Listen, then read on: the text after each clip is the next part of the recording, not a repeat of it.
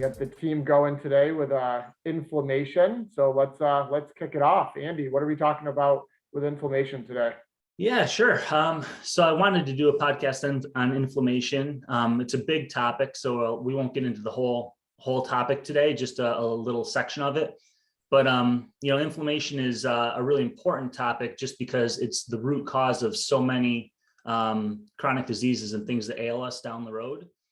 Chronic inflammation is linked to pretty much all chronic disease, including cardiovascular disease, cancer, Alzheimer's, diabetes, obesity, and things like rheumatoid arthritis, psoriasis, asthma, Crohn's disease, lupus, inflammatory bowel disease, Hashimoto's thyroiditis, all that kind of stuff.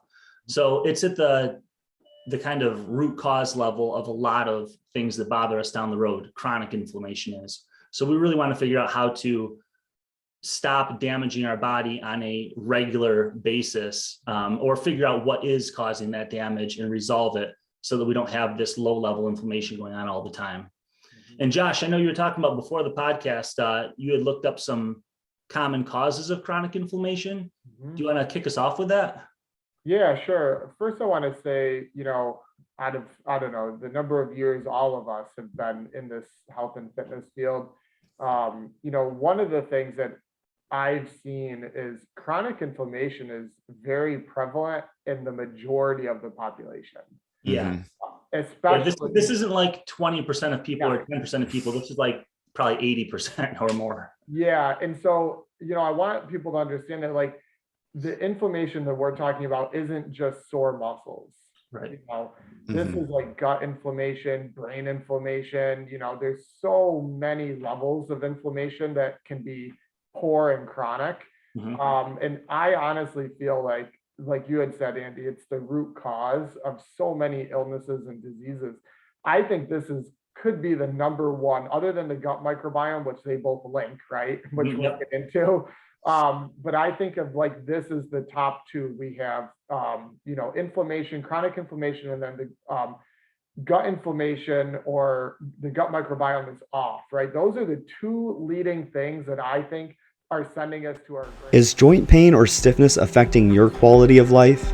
I personally suffered from knee and lower back pain from my training and hobbies. Since I started taking a scoop of NativePath's collagen every day, I noticed a significant improvement in my joint health. I am able to do more things I enjoy with those I love and care about. I personally recommend everyone try NativePath's collagen for joint recovery and for a variety of other health benefits. NativePath has generously offered all of our listeners 15% off by simply entering the code AISA15 at checkout. That's code AISA15 for 15% off your entire purchase. All of NativePath's products are high purity, organic, grass-fed, and clean. So check out all of the great products they have available at their website, nativepath.com. Reminded me of something that I want to say. Sure. You said that with chronic inflammation, it's not necessarily the sort of thing that people will feel. And that's a good point. It's not like having the sore muscles or the sprained ankle where you're like, oh man, like I really noticed that. When you do blood markers of people, when you take blood work to look at levels of inflammation in the body, which they can do by looking at several factors, something like a sprained ankle, that acute inflammation sends your inflammatory markers like through the roof. It's crazy how high they go. But the chronic inflammation that we're talking about is lower level. It raises all the inflammatory markers a bit, but not a ton. So it's not really the sort of thing that you experience as like soreness or pain like you do with, like a sprained ankle, like I keep saying, or a cut on your finger or whatever. But the way that you will notice it is, like you said, kind of in how you look. It manifests in like inflamed skin, which looks maybe kind of blotchy, or you don't have the best like skin complexion or skin tone. Some overweight and obesity that's very linked to inflammation. And you just might feel kind of run down, lower energy, and not at your best. So if people are wondering how they would feel chronic inflammation, it's not going to be a pain. It's going to be that kind of stuff. Yeah. And people that are like vibrant and alive, I would wager that they're not totally blasted out with chronic inflammation, right? Yeah. Like just being honest, if you're dragging ass day to day and not feeling your best, you're probably quite inflamed, And I think that's a good biomarker. I do it with myself, you know, and we all have good days, bad days, months, weeks, you know. But, you know, factors that go beyond the food is poor sleep.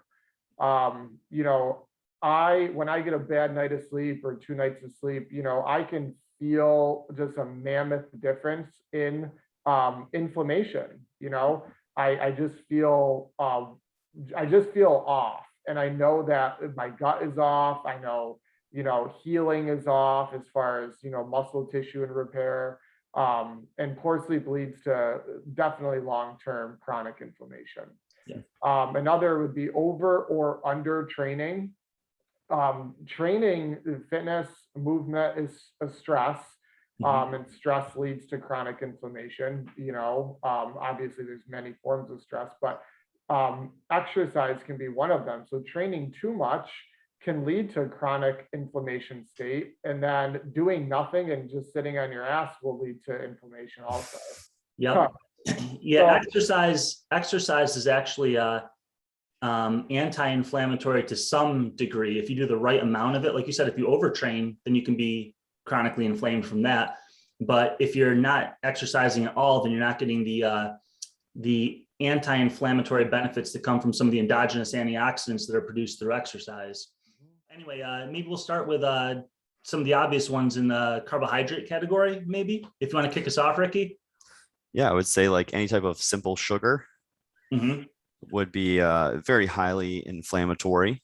Yeah, big time. And I mean, there were tons of studies that you could find on that, mostly done on animals, but there are even some human studies that were done where, let me see, there was a randomized clinical trial where they took people that drank soda regularly, diet soda, milk, or water, and they found that only the people that drank regular soda had increased levels of uric acid, which is obviously one way that drives inflammation. Yeah, and gout. Yeah. And it lowers your blood or raises your blood pressure too, uric acid. But yeah, sugar sweetened beverages like juice and soda, Gatorade, all that kind of stuff. Candy, that's a huge source of inflammation. It significantly raises C-reactive protein, which is one of the major blood markers of inflammation in pretty much every study, very reliably.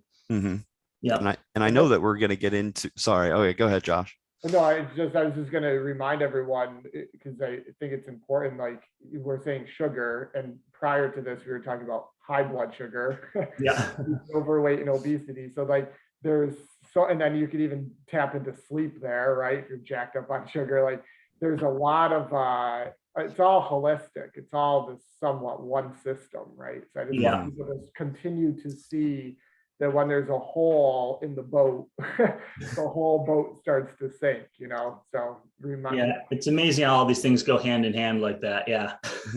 Yeah. And this is a pretty big hole because I mean, there were even studies done where it can affect the anti-inflammatory effects of like omega-3 fatty acids. So having too much sugar, even if you're trying to eat fish or eat healthy, if you have too much sugar in your diet, it can also prevent some of these anti-inflammatory things as well. So kind of a two-pronged attack there on the body. We can add refined carbohydrates to that list too. Things like bread, cereal, pasta, pastries, chips, crackers, all that kind of stuff does the exact same thing as sugar. For the most part, sugar is going to be a little worse, but those things are going to raise blood sugar levels significantly and have a very similar effect. So sugar, refined carbohydrates, definitely both on the pro-inflammatory side of things, the sort of thing we want to limit if we want to reduce inflammation. Another study actually showed that high glycemic index foods cause significantly more inflammation than low GI foods. So again, that's just a reason to avoid the processed refined carbs and sugar. Those are the things that spike blood sugar levels faster. And instead, so if we're going to say which carbohydrates should you eat, choose whole food starches instead. So especially ones with fiber. So that would be things like potatoes, sweet potatoes, beans, lentils, that kind of thing, instead of the bread, cereal, and pasta. But you have to watch out for potatoes because, I mean, potatoes in and of themselves are fine. Anything you put on a potato is considered bad. Well, and maybe I'm wrong, I'm not sure, but like too many potatoes is bad. Right? Sure. Yeah. So I just want people to, I want to remind people, because when the three of us say potatoes, it's a healthy serving of potatoes, maybe twice a week, right? Right, exactly. It's not 12 ounces, 2 times a day, 6 days a week. Yeah, we've talked in the past about how we all kind of limit our carbohydrate consumption a bit for various reasons. But we still take in carbohydrates when we want to. And when we do, we select these higher quality carbs like sweet potatoes or whatever. But that doesn't mean that we're just binging on sweet potatoes. I wanted to interrupt this amazing podcast with a brief message about one of our sponsors, Lombardi Chiropractic in Oneida, New York. Nearly 65 million Americans report suffering from back pain, and I used to be one of them. I found Dr. Pete 8 years ago due to my continual back discomfort and pain. As an active athlete and someone who likes to play hard, I was frustrated when my sessions in the gym started to regress, my sleep went downhill, and I had no idea why. After a comprehensive evaluation by Dr. Pete's team, I was given a detailed treatment plan that I followed to the T. After 3 months of care, my body felt amazing. As a coach, I understand that if you don't maintain your abilities, you will lose it. And the last thing I wanted to do was lose the great progress I had made. I have used Dr. Pete as my personal chiropractor for the last 8 years and attribute much of my physical abilities and overall health to his approach with chiropractic care. The good news is, Lombardi Chiropractic is offering a 50% discount on the initial exam and x-rays to all new members that mention the A is A Health podcast.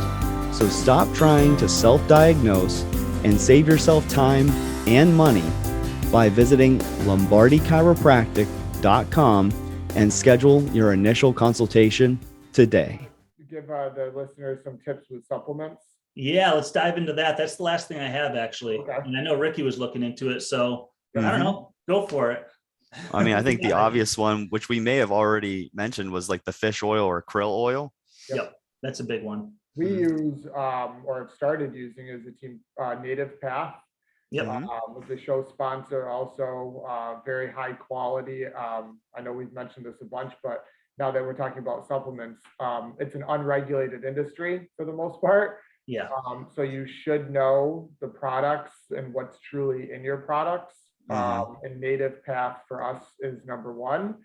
And they do sell a krill oil product. Yeah, which I took this morning with my dark chocolate and green tea. I'm off to a good anti-inflammatory start to my day. So maybe I'll mention really quick. So fish oil, we already said, provides omega-3 fatty acids, and that's what gives it the anti-inflammatory effect. Specifically, omega-3s that you get from fish oil are EPA and DHA. DHA is the one that's really anti-inflammatory. So when I look for a fish oil, I try to get one with a higher level of DHA. Some fish oils are made with a lot more EPA, because one of the reasons that people take fish oil traditionally is to lower their cholesterol levels, and EPA has the cholesterol lowering effect. So some fish oil companies really boost the amount of EPA in there. I look for fish oils that have a lot of DHA because I'm not worried about my cholesterol. I want the anti-inflammatory effect plus the cognitive or like brain health effects of fish oil, and that also comes from DHA. And then Josh mentioned krill oil, which, as I said, I already took this morning, my NativePath krill oil. The difference there, if you look at how much EPA and DHA, the omega-3s that you're getting from fish oil, you'll see that it's like 20 times more than what you get from krill oil. Krill oil gives you very little EPA and DHA, but the reason for that is krill oil is it's in a phospholipid form, which fish oil isn't, and that phospholipid form is a lot more highly absorbable. And can get into your cell membranes a lot easier. If you remember, cell membranes are like a phospholipid bilayer from back in high school biology. But the phospholipid form that you get from krill oil is more absorbable, so you need less of it. So that's why if you look at a krill oil supplement, you'll see lower levels of omega-3s, but you're still getting like just as much of a benefit there. And they're getting into different places in your body where the fish oil can't, which is kind of cool. So I like to mix the two and have fish oil and krill oil kind of alternating.